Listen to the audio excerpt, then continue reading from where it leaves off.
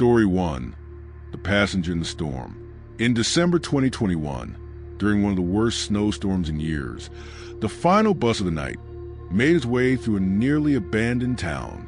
Snow fell so heavily that visibility dropped to barely 10 meters. The streetlights glowed dimly through the swirling white. Every shop was closed, every house dark. It felt like the world had been emptied. Inside the bus, only 4 passengers remained.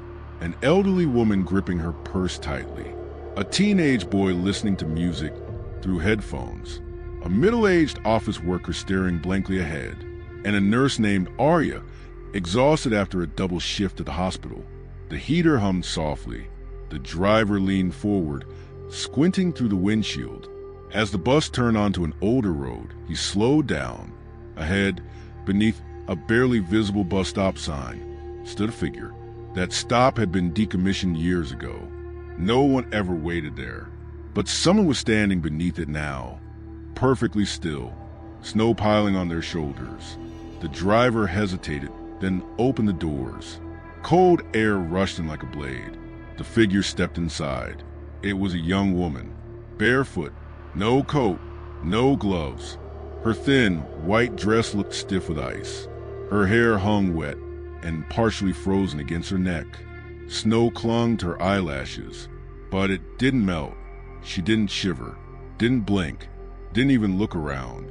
She walked to the back and sat down. The heater suddenly made a strange, rattling noise. Arya stood up immediately.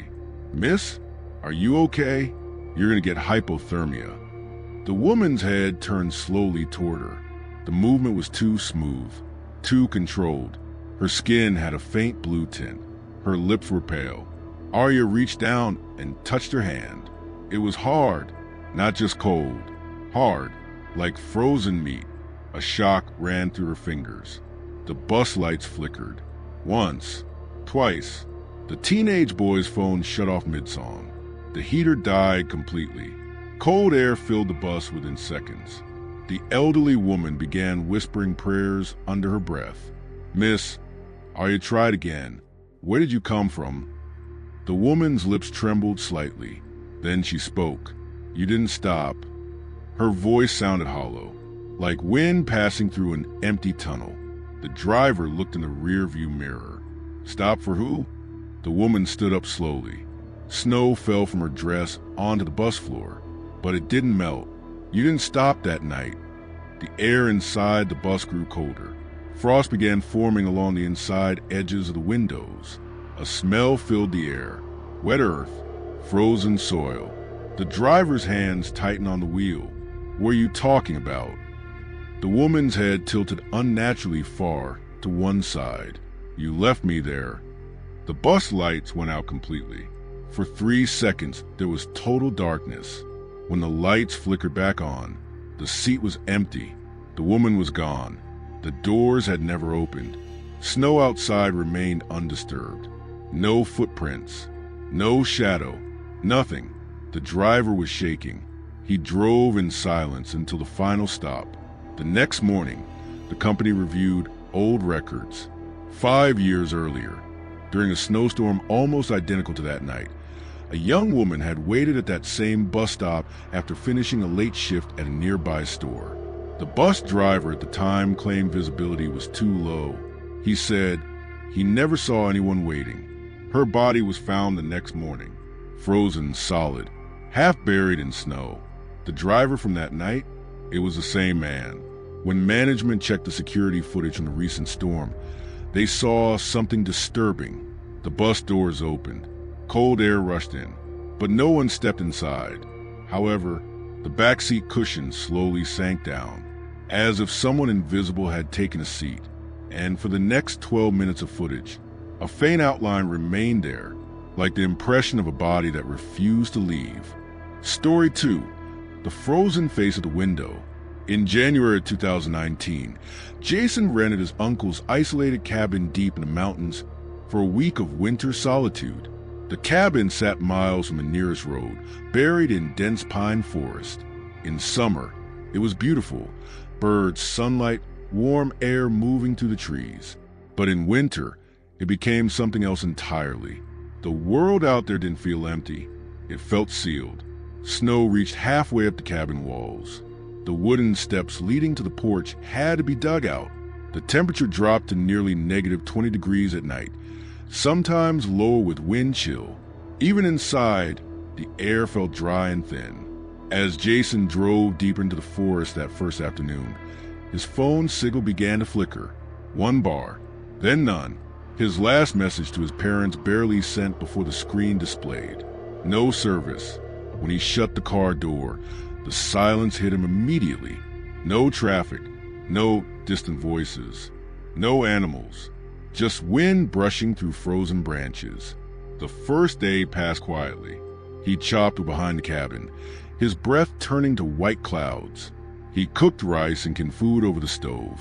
He watched snow drift down to the living room window as daylight faded into a dull gray.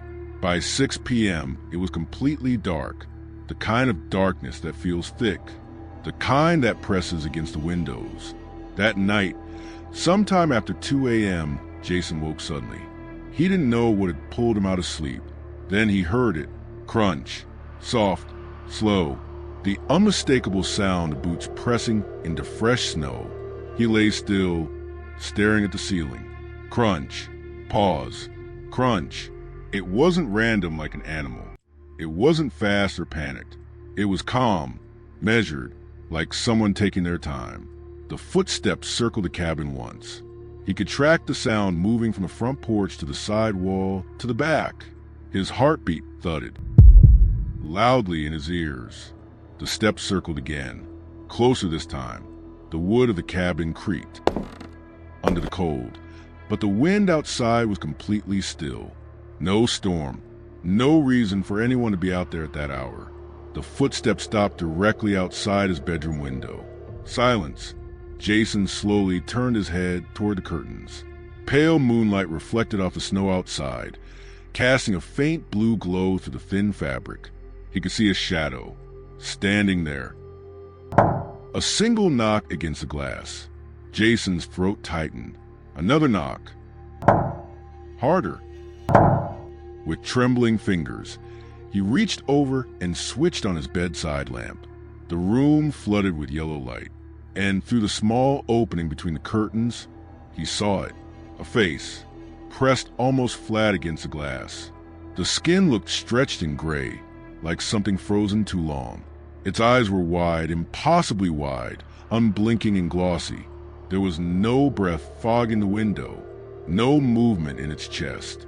Snow clung to its eyelashes and hair, but it didn't seem affected by the cold at all. It just stared at him. Slowly, its head tilted to one side. The lips parted slightly. Not a normal smile, more like something trying to copy one. Jason scrambled backward, nearly falling off the bed. He grabbed his phone. No signal. When he forced himself to look again, the window was empty. He rushed to the living room, grabbing the fireplace poker. He checked the front door. Locked. The back door. Locked. He flipped on every light inside the cabin and looked out each window. Nothing. Just smooth, untouched snow under moonlight. No footprints. No tracks. It was as if no one had ever been there. He didn't sleep again that night. Around 4 a.m., just as he started to calm down, something else happened. A slow scraping sound, right beneath the bedroom floor, like fingernails dragging across wood, from one end of the room to the other. At sunrise, shaking and exhausted, Jason stepped outside. Fresh snow had fallen lightly, but near his bedroom wall, something disturbed the surface. There were no footprints leading to the window. Instead, 2 long, deep drag marks, side by side, starting at the forest line, leading straight to the foundation of the cabin, as if something had pulled itself forward on its stomach. When he followed the marks of the trees, they ended abruptly. Nothing beyond that point. No return path. No footprints leaving. Just forest. He left that morning and never returned. Months later, when the snow melted, authorities recovered the body of a missing hiker less than 50 meters from the cabin. He had vanished during a snowstorm the previous winter. Official cause of death: hypothermia. But the search team noted something unusual in their report. The body had been found face down, arms stretched forward, fingers bent inward, as if he had been reaching for something, or pressing against a surface, like glass. Story 3. The snowstorm emergency call. In February 2020, during one of the worst blizzards the region had seen in decades, a 911 dispatcher named Sam was working the night shift.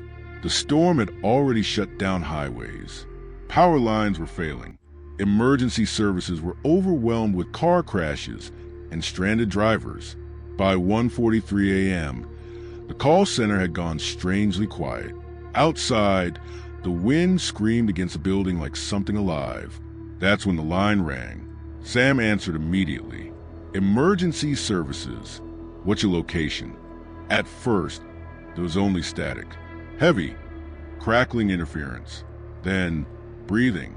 Slow, shaky, like someone trying not to cry. Hello, Sam repeated.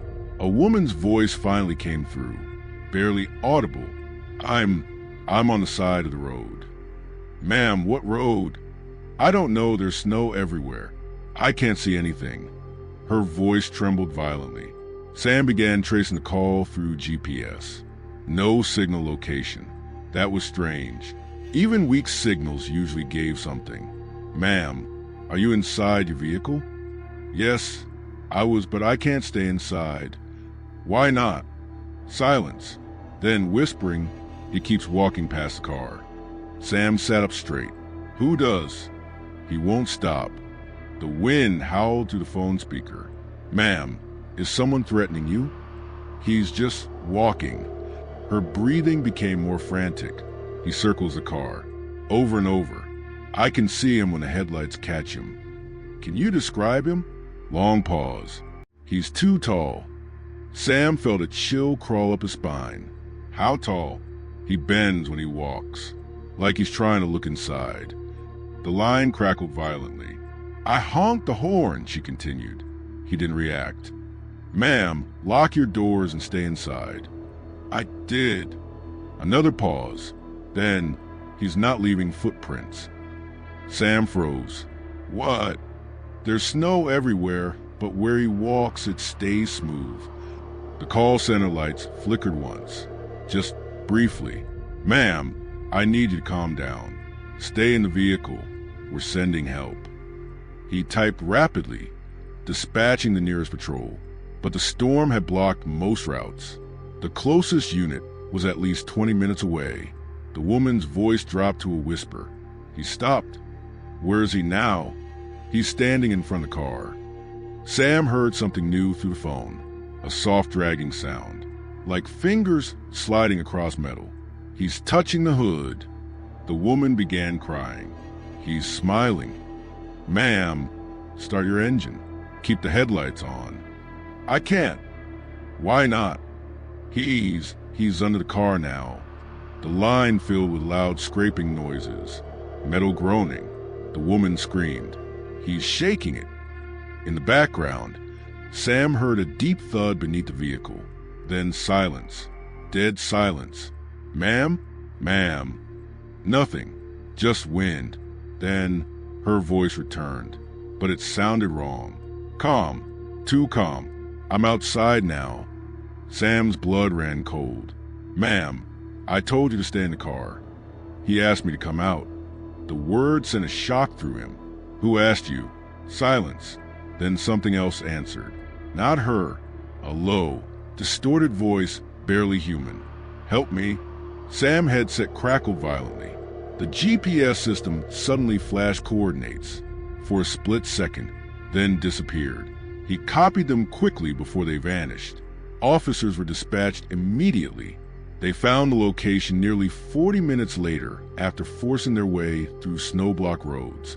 There was a car abandoned on the roadside, engine off, driver door open. Inside, the phone was lying on the passenger seat, still connected to the 911 line. The headlights were on, pointing toward an empty stretch of snow-covered forest. There were footprints leading away from the car.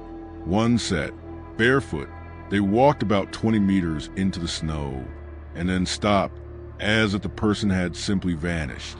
There were no other footprints, no tire tracks, no signs of struggle. But something else disturbed the officers. Around the vehicle, circling it repeatedly, was a large indentation in the snow, like something heavy had been pacing. In a perfect circle, the woman was never found. Sam requested access to the recorded call afterward. When he listened to it alone in the break room days later, he noticed something he hadn't heard during the chaos. In the first minute of the call, before the woman ever mentioned someone walking around her car, there was already a second set of breathing on the line. Slow, deep, not hers. And right before the call disconnected completely, the recording captured one final whisper, very close to the phone, very clear. "She stopped for me." To this day, during heavy snowstorms, emergency services in that area occasionally receive silent calls from unknown numbers. When dispatchers answer, they hear wind, footsteps in snow, and something breathing, waiting.